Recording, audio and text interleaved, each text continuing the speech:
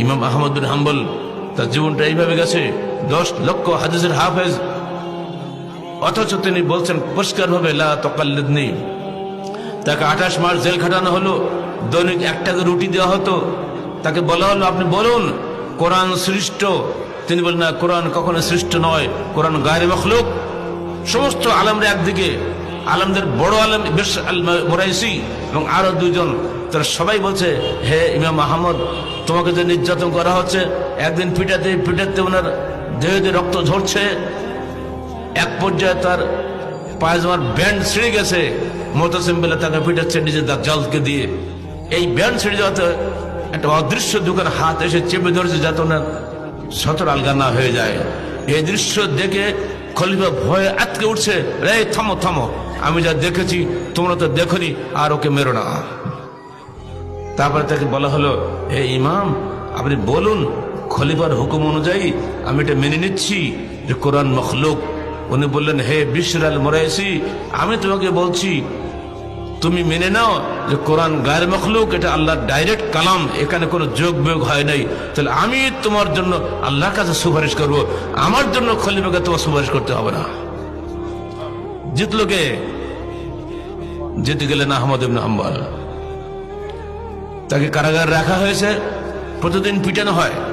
পরদিন নিয়ে যাওয়া হয়েছে খলিফার দরবারে, কি আহমদ রাত্রে কেমন ছিলে? তাহলে ভালো ছিলাম। তারপর বলে আমি আজকে রাতে স্বপ্ন দেখলাম যে একটা পাখি এসেছে, তো আমি রাতের বেলা কি করব?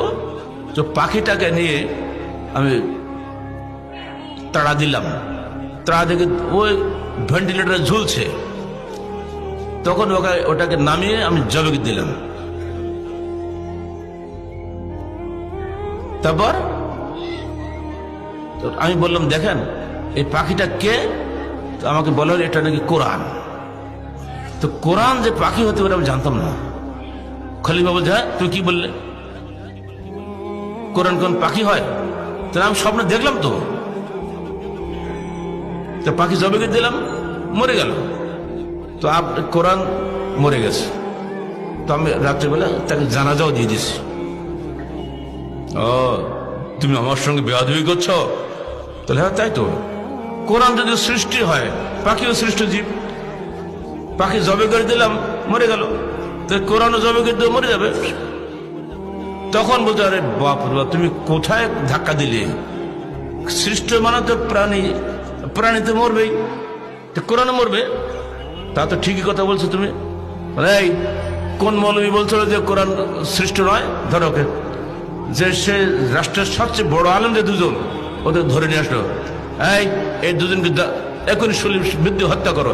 এরাই আমার মাথা খাইয়েছে, মিসগাইড করেছে, এদের কারণে আমি আহমদকে পিটিয়েছিলাম। ওই 2 শয়তান মৌলবীকে দিলে শেষ করে। বুঝতে পারছেন?